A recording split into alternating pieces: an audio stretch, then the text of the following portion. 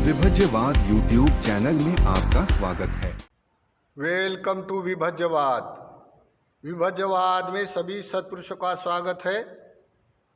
बुद्ध की भविष्यवाणी। संसार में अन्य सत्पुरुषों को अनागत विद्या प्राप्त होती है। इस अर्थ से अन्य अन्य सत्पुरुषों ने अपनी अपनी भविष्यवाणी किए हुए दिखाई देता है।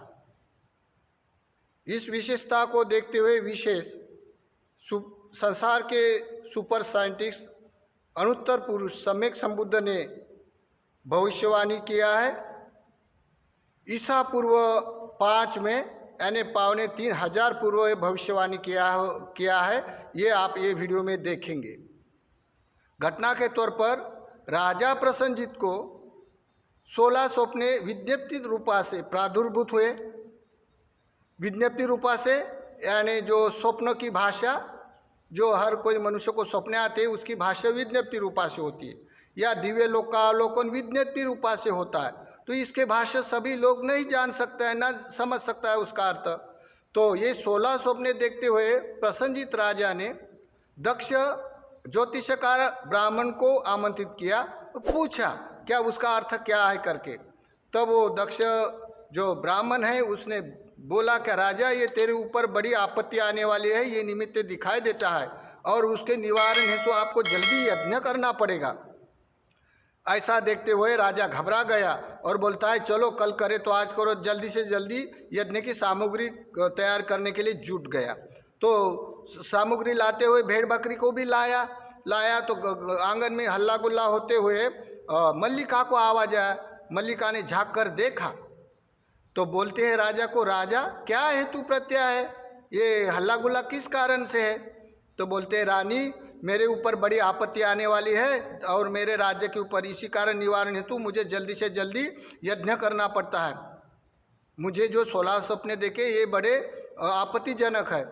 तो बोलते हैं राजा, मल्लिका बोलते हैं राजा को, राजा ये झूठ बोलने वाले ब्राह्मण जो जीव हत्या करने की प्रशंसा करने वाले, यज्ञ करने वाले, उसके झूठ मूठ शब्दों में आते हैं।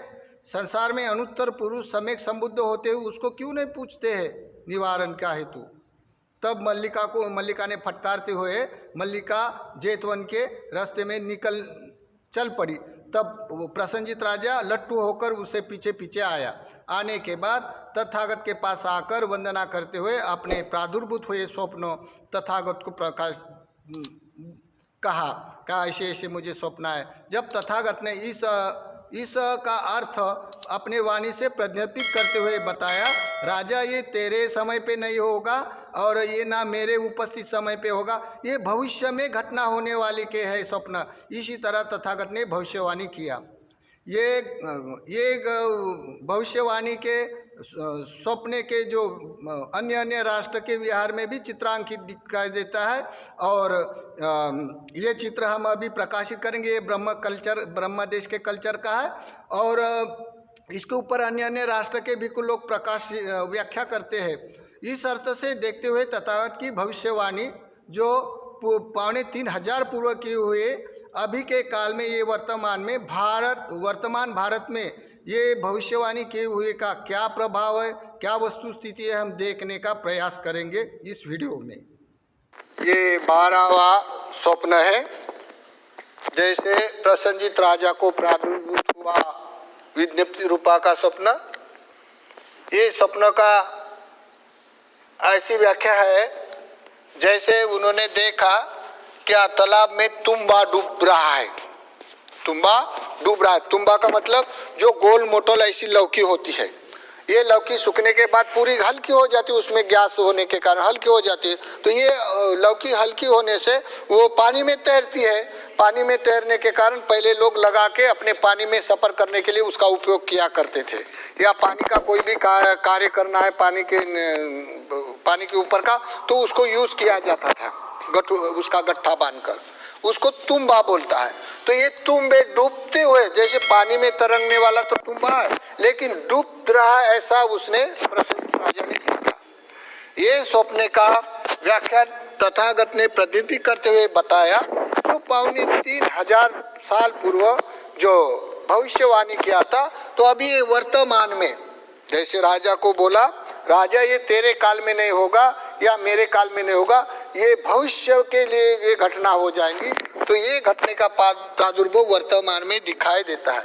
जैसे कोई व्याख्यान, जैसे राजा अधार्मिक होंगे, राजा धार्मिक होने से प्रजा धार्मिक हो जाएगी, प्रजा धार्मिक होने से बहुलीकरण हो जाएगा, नाना बुद्ध वचन का बहुलीकरण होने से बहुत सारा लोग, बहुलीकरण होने से झूठ मूठ बोलते हैं, तो झूठ बोलने वाले लोग हो जाएंगे, दुराचारी लोग हो जाए, दूषित लोग हो जाएंगे।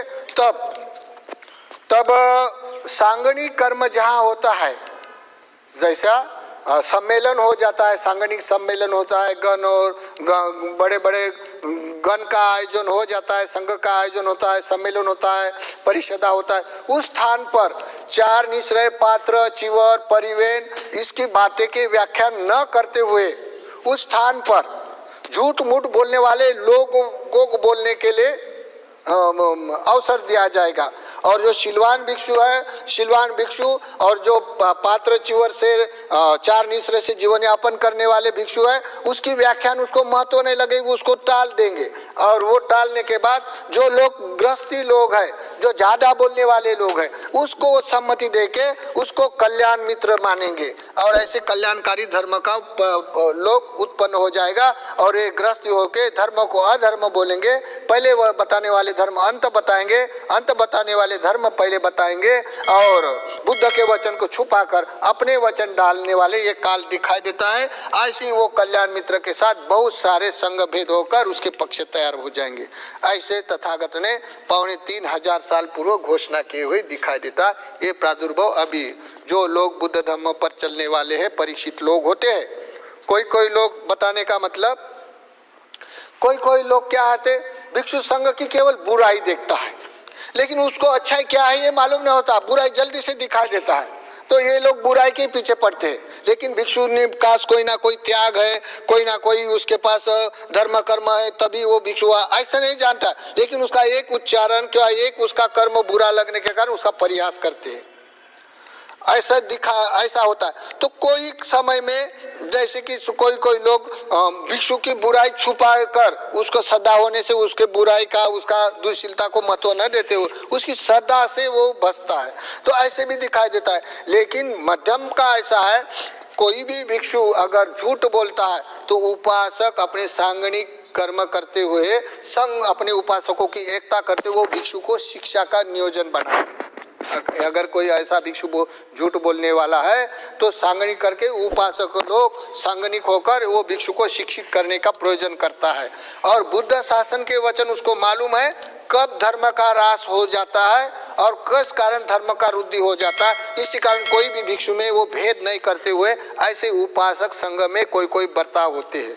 तो ऐसे उपासक संघ भी जब नष्ट हो जाते हैं तो बड़े बड़े व्याख्यान देने वाले कोई गृहस्थी पंडित भी बड़े चढ़ा बढ़ाकर बोलते हुए झूठ बोलते हैं और धर्म को अधर्म बोलते हुए, क्योंकि उसको बुद्ध शासन की वृद्धिगत धर्म वाले का कोई लेना देना नहीं होता है, हानि भाग्य धर्म का लेना देना नहीं होता। उसका मान सम्मान प्रतिष्ठा के लिए अंदर ईगो भरा रहता है। इसी कारण लोग ऐसे बर्ताव करते हुए संघ भेद करते हुए संघ का नाश करते हैं। ऐसा ये वर्तमान में दिखाई देता है। ये हो गया 12वां स्वप्न।